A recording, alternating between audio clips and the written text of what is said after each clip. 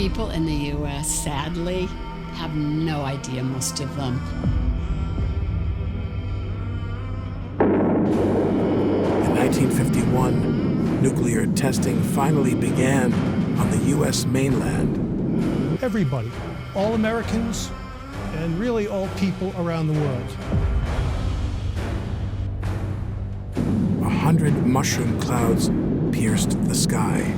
Fallout went completely around the world and came down in rain and snow.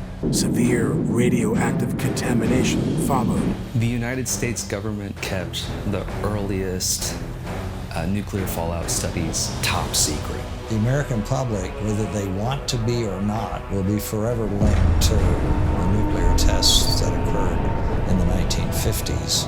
This is because the tests produced clouds. They went everywhere across the United States.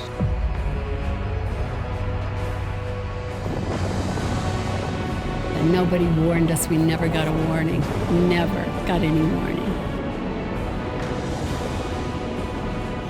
So the bombs that got us were the bombs of our own governments. It was a nuclear war.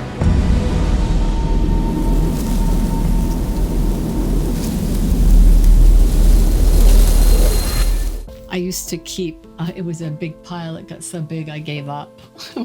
It was too depressing. Of those men that were at the herd that spring, all 8 of them have died with some form of cancer. So, and then I had a couple classmates in grade school that got sick, that died. But I will still keep fighting to my last breath until they are acknowledged for what they did and what they were exposed to. I think I have this enormous responsibility to do this work. The hardest part for me is to believe my own government killed my family.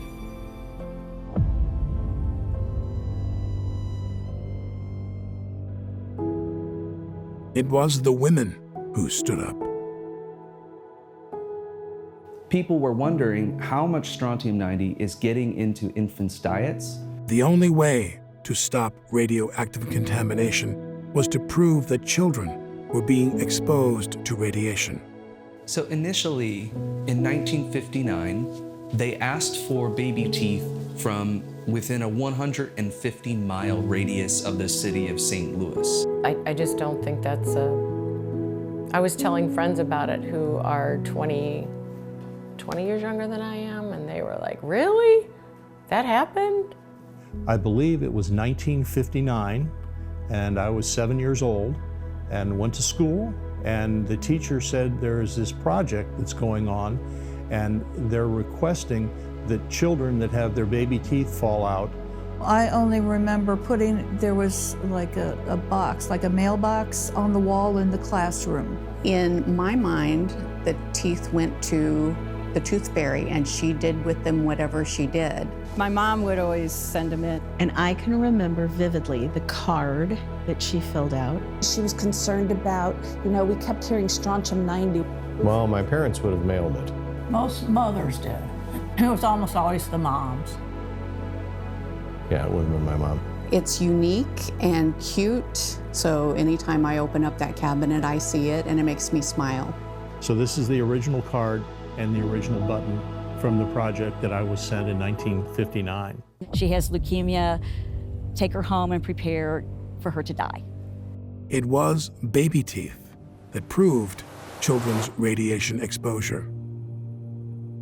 There had been a 30-fold increase in strontium-90 uptake in children. November 1st, approximately 50,000 American women who described themselves as housewives and mothers went on strike in 60 cities around the country. And that was the article that was sent to President Kennedy's science advisor. And I answered the phone, and there was this pause and said, this is John Kennedy. Can I talk to your mom? President John F. Kennedy declared a halt to atmospheric nuclear tests. However, it came from nuclear testing, but it didn't come primarily from Nevada. So that is a misconception.